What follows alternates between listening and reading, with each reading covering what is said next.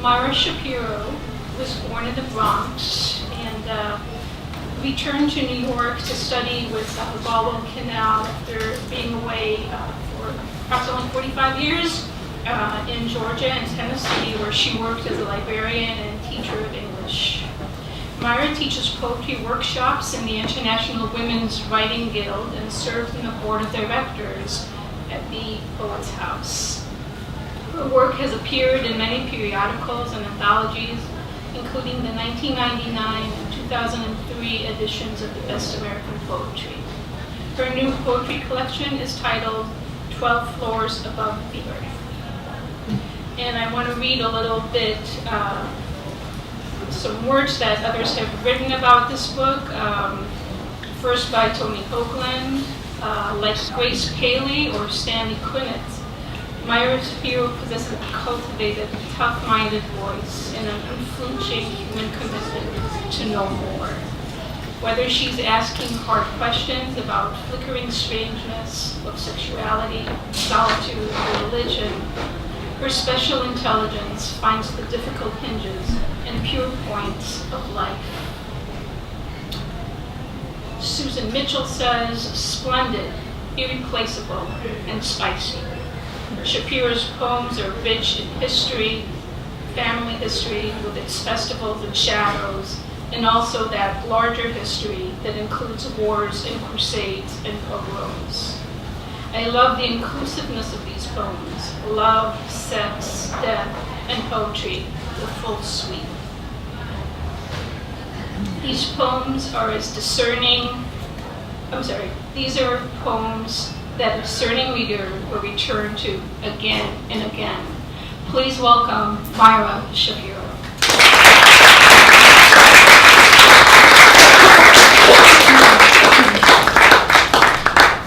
Thank you. Should I make it? I have a big voice, but.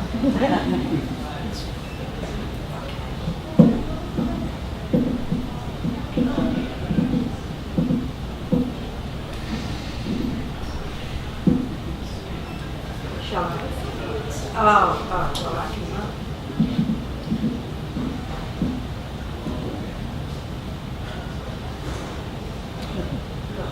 I think that's good. That's good. Yeah. Thank you. I'm very grateful for what Yael arranged, grateful for the words that you spoke to thank me, Owen.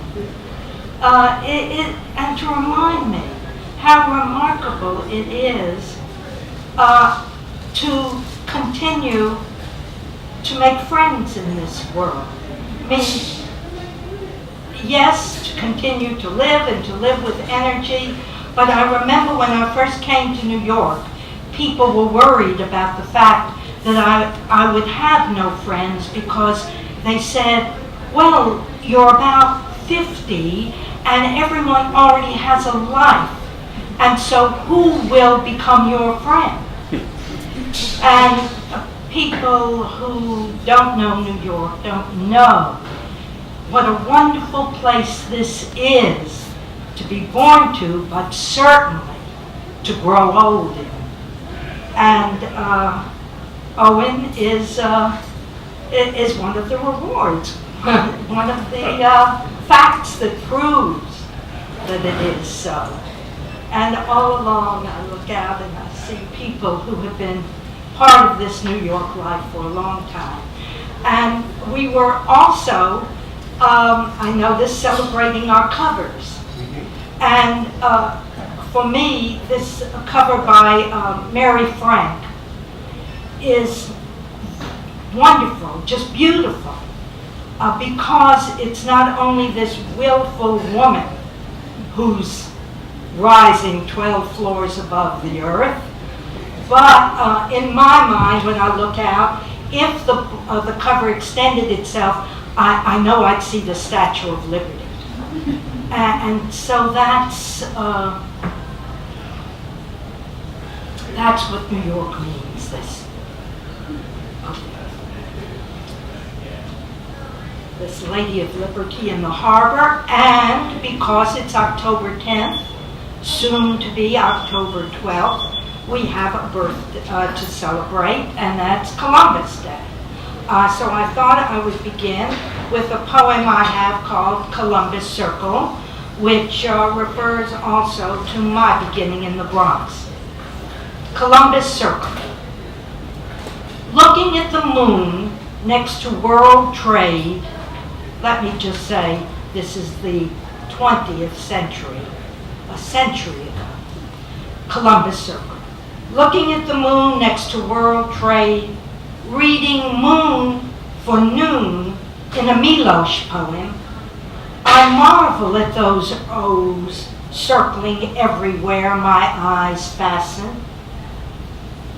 Galactic boulders I climbed in Bronx Park to amount to something.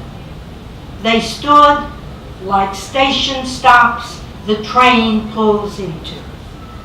Without them, I would scatter. That's what Columbus gave to this millennium, a round world. And a fellow wrote at the end of a poem in 2001, get around ground. He means there's outer space, there's no going back to the place you started, homeless in midair, brokenness, musical chairs where the chair's not there, free fall. Yet I don't let go. I hold to the soul of a New York girlhood, poo-pooing the strip, turning tail on the mob.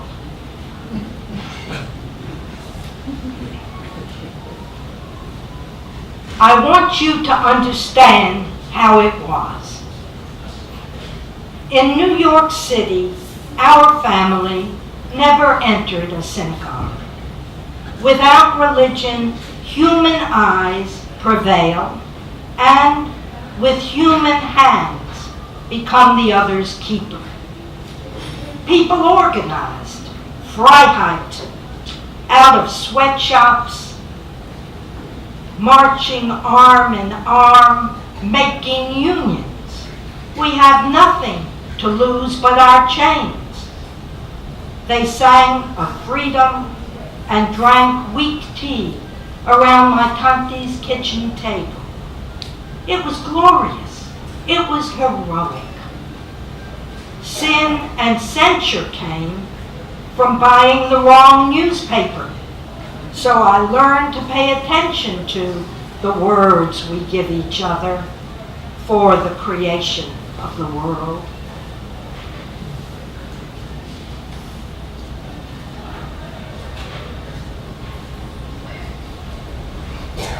And the words we give each other, as I was preparing for this reading, I noticed crop up to pay attention to in poem after poem. I remember when I first started writing, poets who had been writing all their lives would say, oh, I'm in love with the dictionary, oh, words, and I would think, well, it's what you say with the words, isn't it? And this drive for narrative was always very strong with me. But then I noticed, as I was going back through these poems, how maybe I'm about to join them and fall in love with just words because of the ambiguity. My living will, waiting to be signed, sits next to an old New Yorker. It's my ritual to read with breakfast each morning, to finish one issue before going to the next, and this way I skip the news merely timely. October 2004, with a fundraiser bringing Kerry within blocks of President Bush, proves painful in December '05. So fast turning to find Graham Greene, his authorized biography reviewed, I'm relieved though perplexed. Quote, because of an ambiguous comma in a document Green signed on his deathbed, other scholars were forbidden to quote. And I wonder, as I slowly eat my oatmeal with raisins and cranberries and 4 summer blueberries I picked from their bag in the freezer, gathering what pleases me, an old woman with a will nearby, if I might not like lingering in an ambiguous comma. Someday, not rushing to an afterlife I don't believe in, drifting dreamily, held for a day or two in its pause.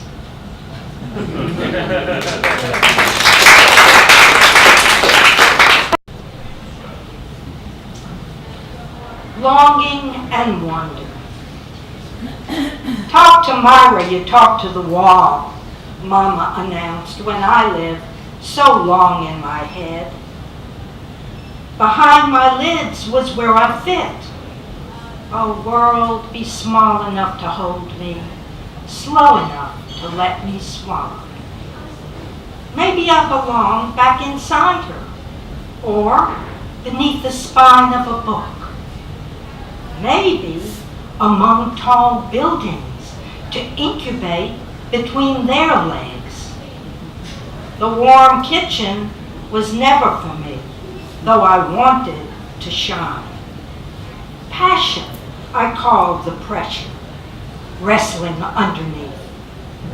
Yesterday, in an audience listening to my first book of poems, a full professor asked me, longing, how is it different from wonder? Astonished, jack-lit as a robber caught with the goods, I felt my eyes struggle to withdraw. And then, in longing, you close your eyes, but in wonder, you open them. When those words went zinging through the lovely room, you bet your sweet ass they opened.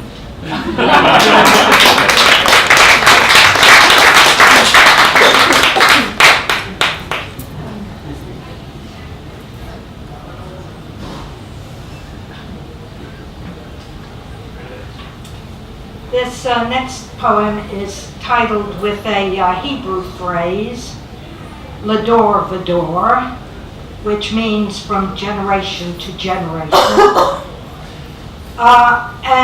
Again, I noticed this dwelling on a word. Hadn't thought about it at all, so I looked at it again.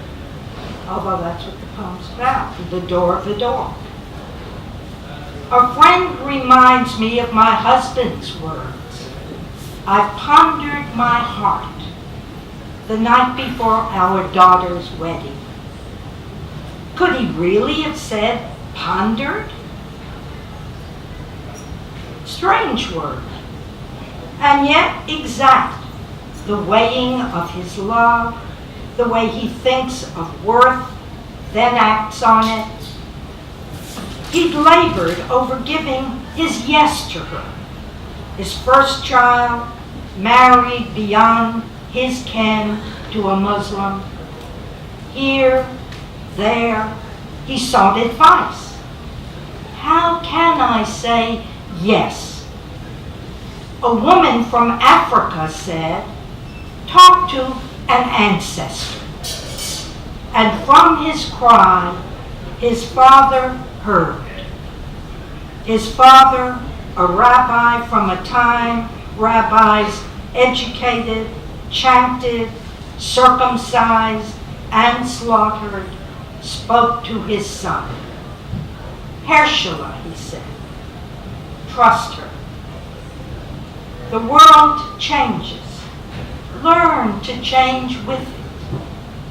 All of us heard those words. My friend still remembers, of love passed on the breath of generation.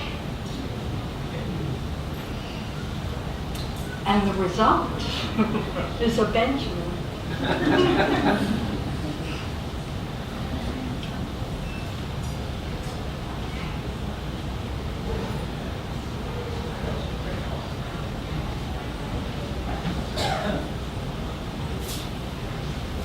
That takes me back, just now I was thinking, a Benjamin at NYU. Takes me back to the circles, the O's, that, how we come around.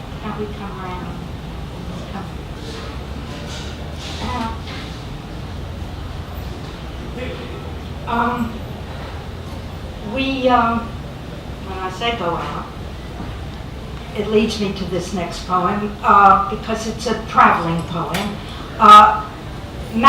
William Matthews, early on when I was studying with him, said to me, because I kept writing about trips or dreaming about trips, he said, "Oh, poets are nomads." And I really believe that. So many poems in the book settled in different places. This next one, in Berlin, has an epigraph by Robert Frost that says, from Directive, "And if you're lost enough to find yourself." In Berlin, I meet a woman who doesn't know God. She's from East Germany. "Noah," I say, pointing to a dove, commenting on the rain, steady, heavy rain coming to a halt as we step through the door of the museum. She doesn't know the Ark. She knows Picasso. His bird.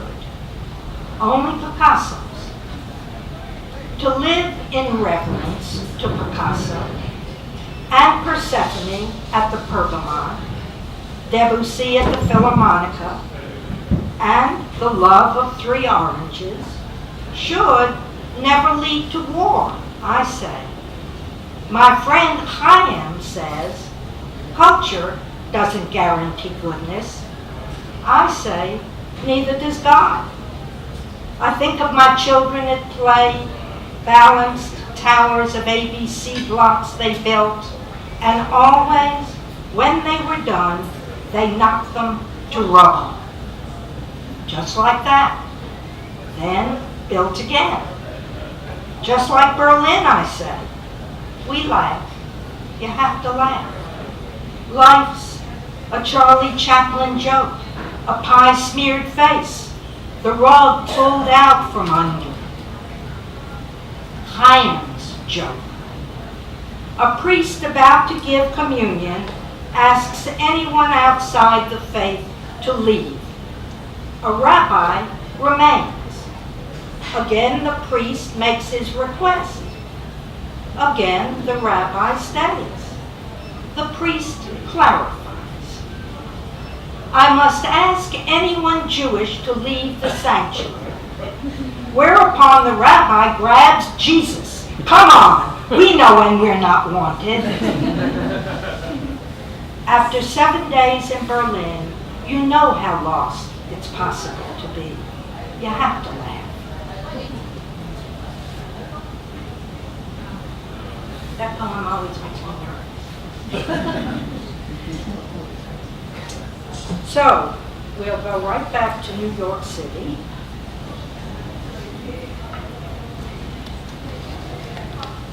Two more poems. On certain streets, in certain light, nothing can harm me. Midnight, NYC, safely out of Princeton, and I'm walking home. Down deserted 7th Avenue, 32nd, 31st, 30th, 29th, growing myself back as each foot touches pavement. One block to another, to some notion of my place, of freedom, a nowhere at the core of me.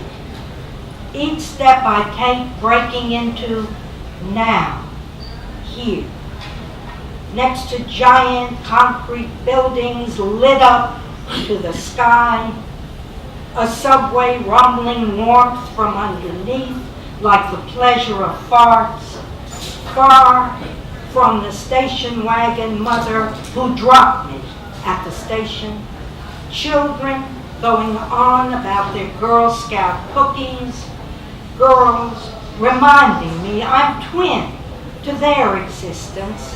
Somewhere I am, but not in my immensity.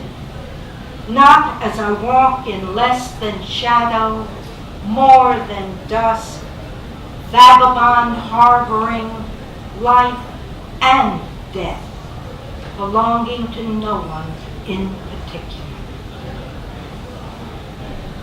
That's my homage to anonymity, which New York gives us. We have that opportunity in this city to grow, and be anyone. And I love balancing that with meeting friends at a cafe. You have everything. This last poem is called Florent, and it refers to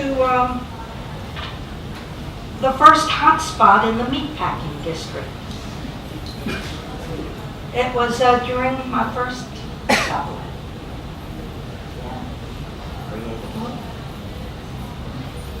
Florent.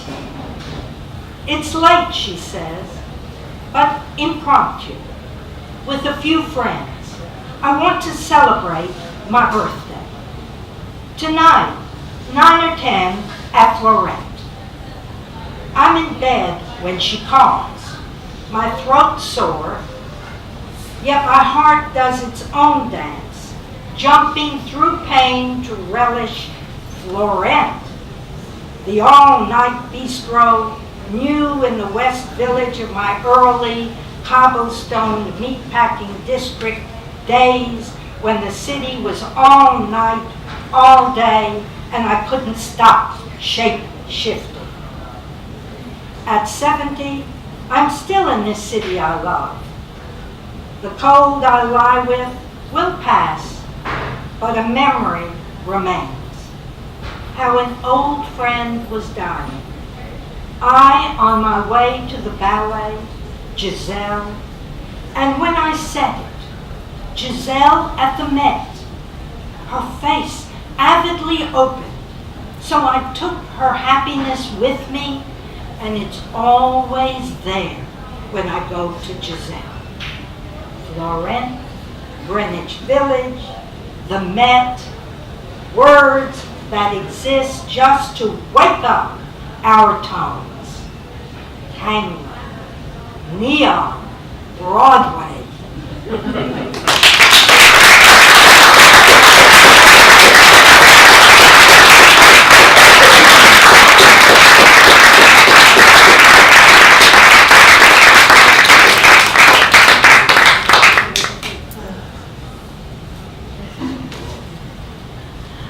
Thank you so much to Myra Shapiro. We do have some time